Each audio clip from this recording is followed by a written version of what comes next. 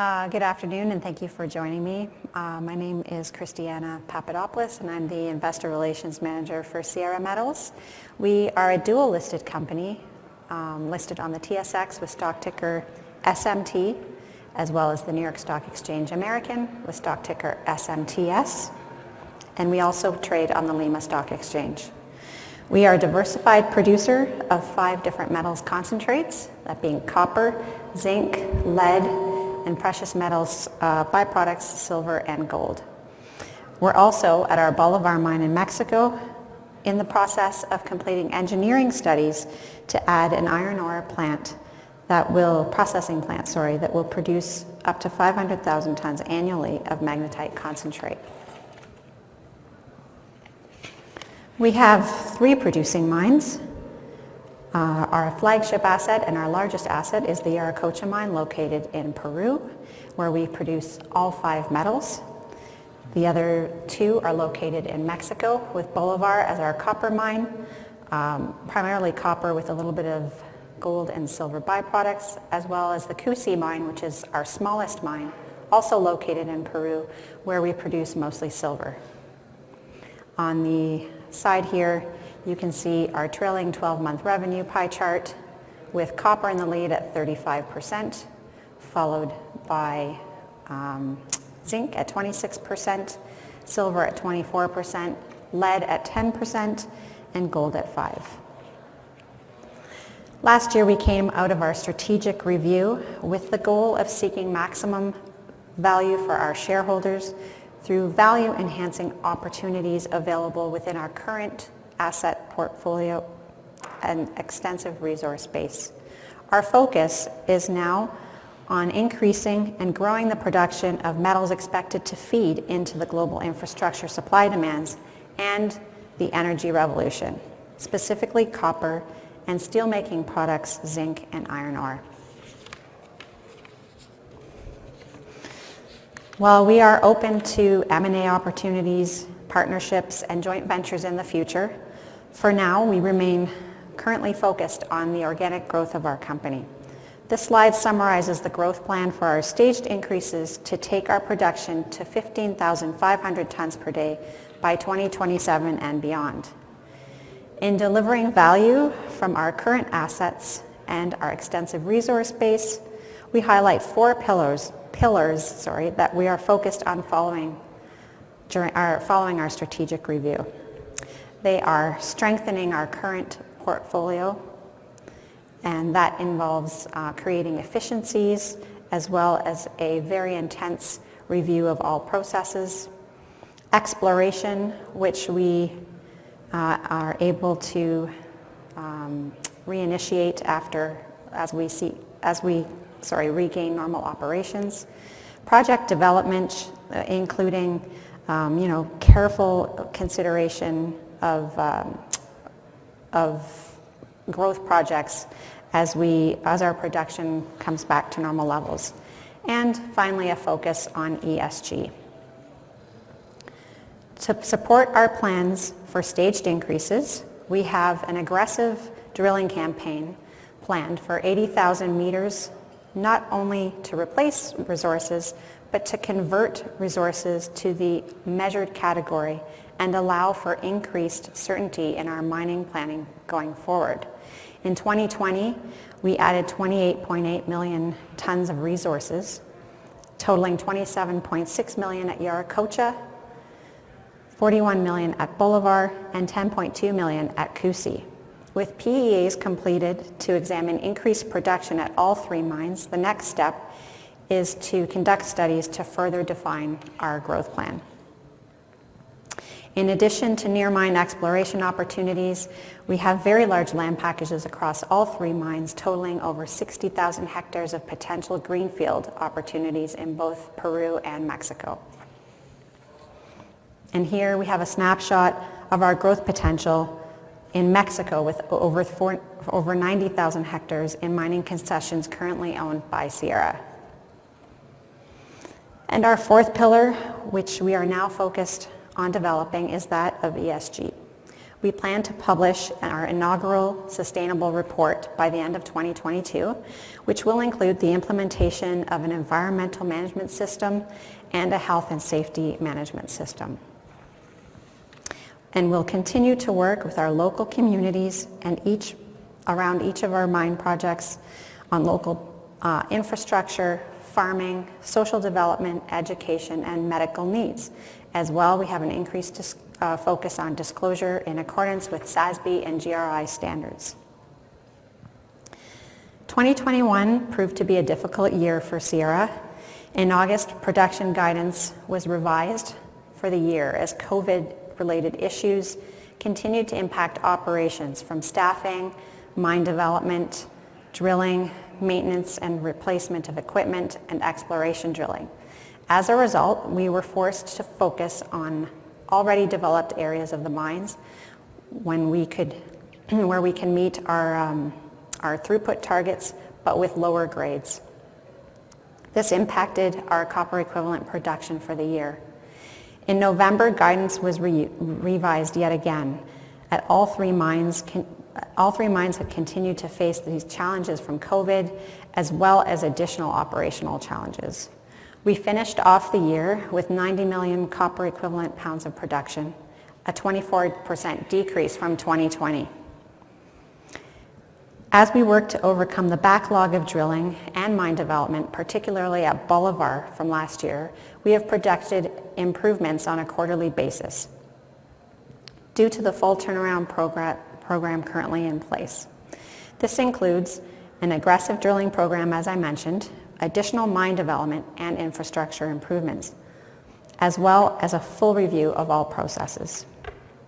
You can see our guidance this year has been divided into H1 and H2 categories to reflect the turnaround of the mines and the improvement expected in the second half of the year.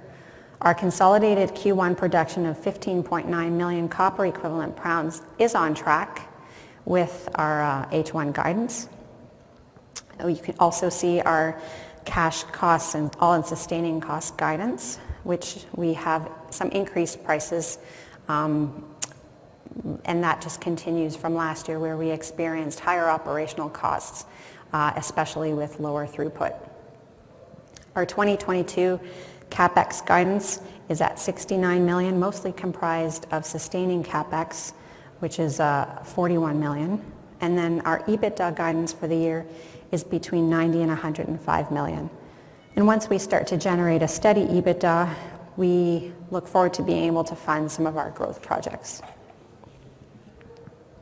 Looking at our corporate and capital structure, we have 163.4 million shares outstanding. At the end of last year, we had 34.9 million in cash on hand and a net debt of 45.9 million.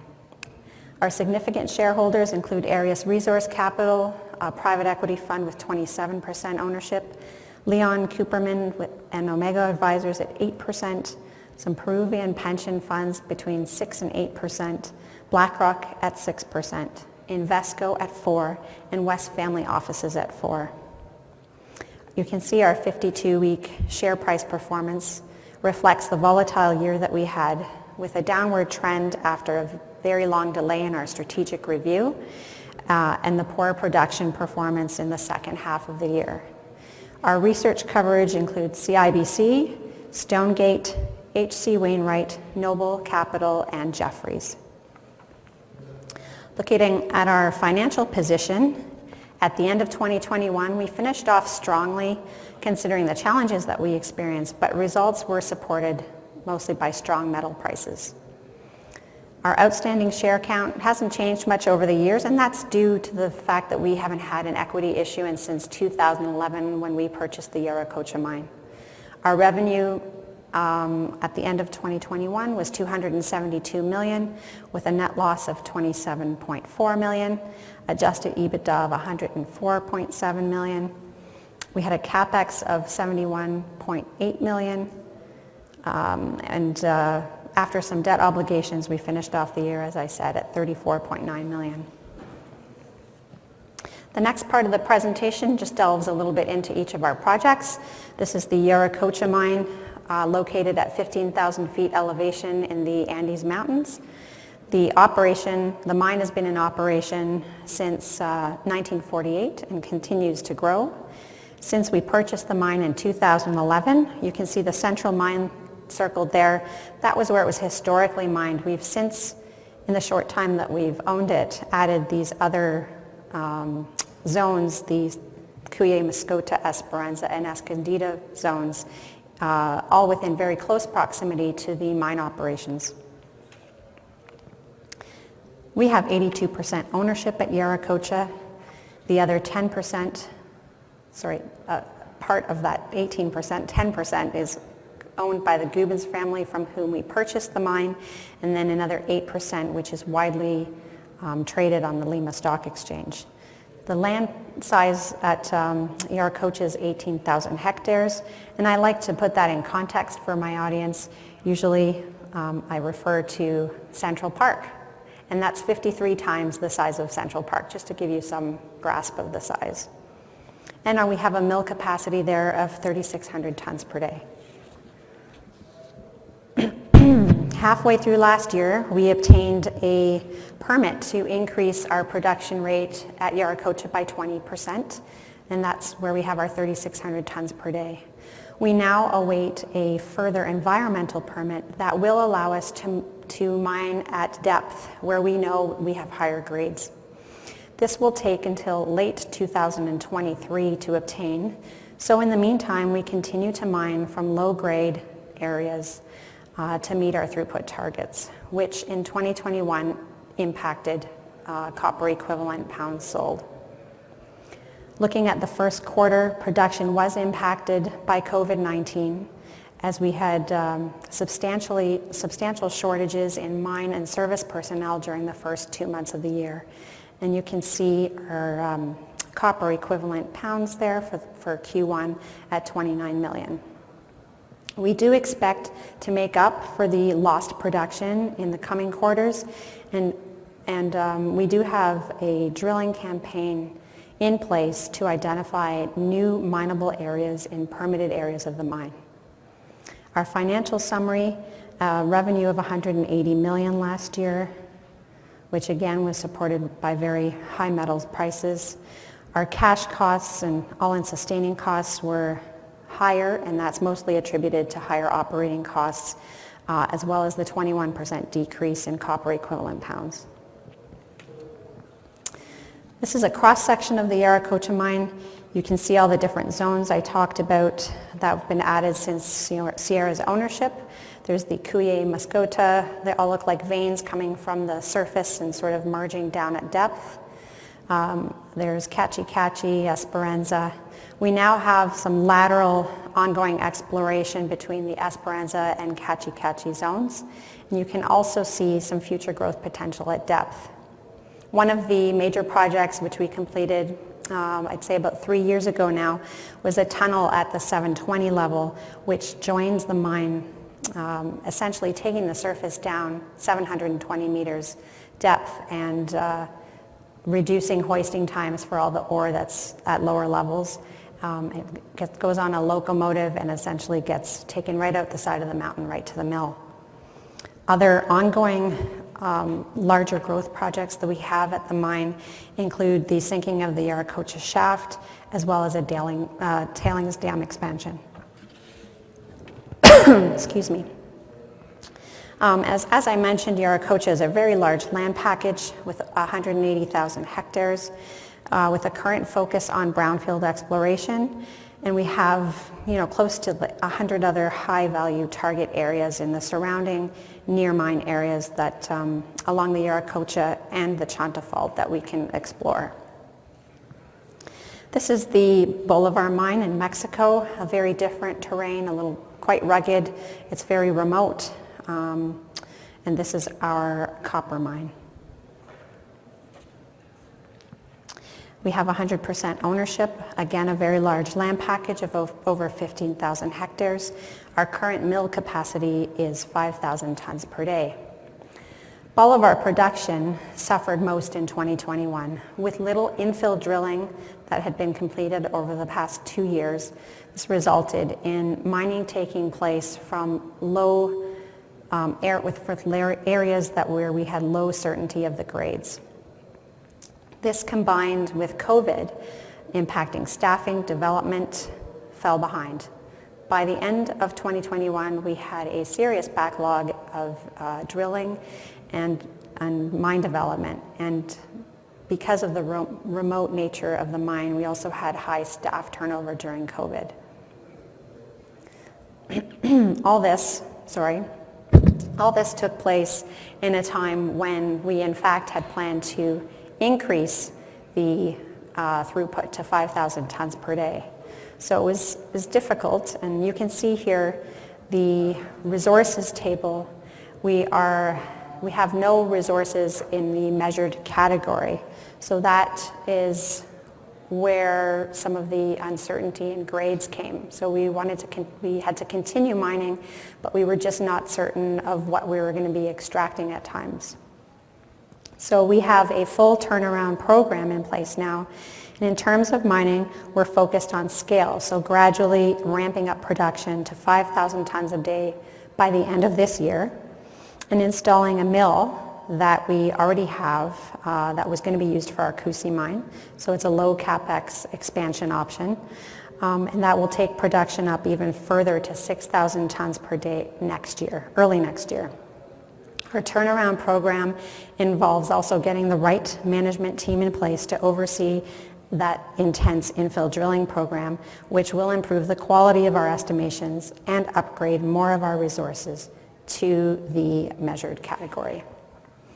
In terms of mine development, we have entered the northwest Bolivar zone, which is our latest discovery, and that's expected to produce our ore for the coming quarters. In addition, we're focused on extracting the full value of our ore as well as our tailings with the addition of our iron ore processing plant.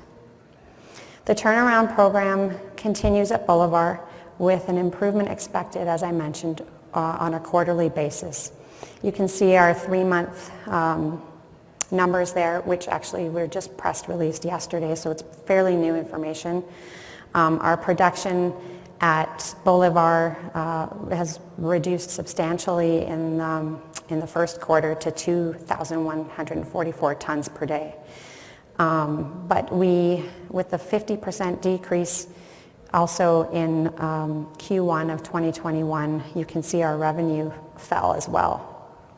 But we, as I mentioned, expect to be able to catch up over the next few quarters, and with the support of our Yauricocha Mine as well as Kusi, on a consolidated basis, we are on track to meet our H1 guidance. Our layout of the Bolivar mine, basically El Gallo here is where we've traditionally been mining.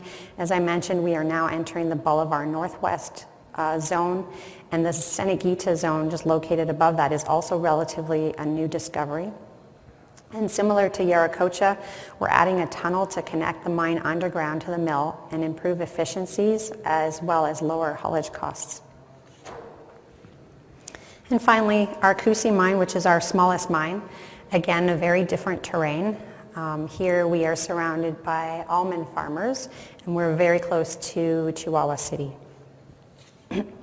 So it's not as remote. A very large land package again at 11,671 hectares, and our mill throughput capacity here is 1,200 tons per day. Of course, Kusi was not without its difficulties in 2021. In the last quarter or so, or maybe Q3, I should correct that, we experienced extreme temperatures at depth that prevented us from being able to mine from higher grade zones. We spent some capex on the mine to improve ventilation, and we added a raised bore, and the mine has since been working well. We're pleased with the Q1 production numbers, and are optimistic that we may even exceed our production expectations for the year at Kusi.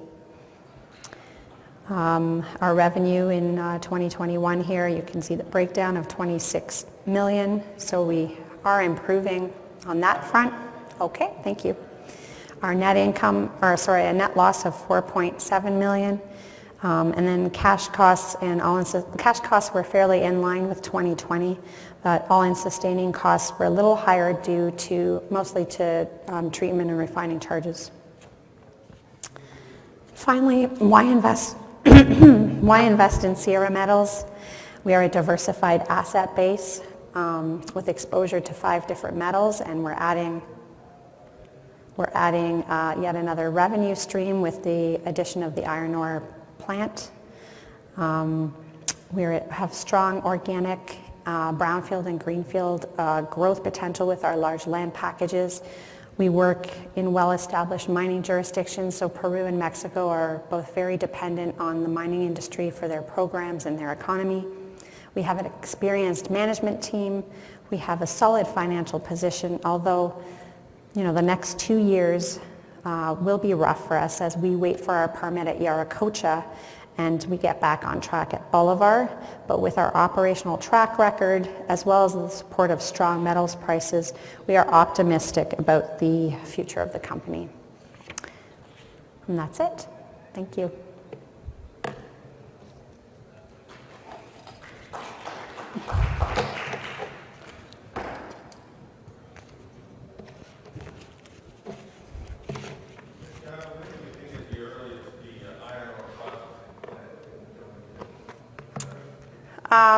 Last year we were sort of fast-tracking that process, as you are aware, and then the iron ore prices took a hit, and with freight prices skyrocketing, it just wasn't economical to go ahead with the project. Now that we see an improvement, we're sort of taking our time and taking a more conventional approach to the engineering studies. So I imagine that perhaps by the end of the year, but we don't have a specific timeline for you. Also, is there anything in terms of your guidance that's already out? Is there anything that provides upside or downside to that? And I know Kusi is kind of being kind of non-core at this point, right? Because it's a precious metal, you're focusing more on the base metals. But is there anything to say about Kusi in terms of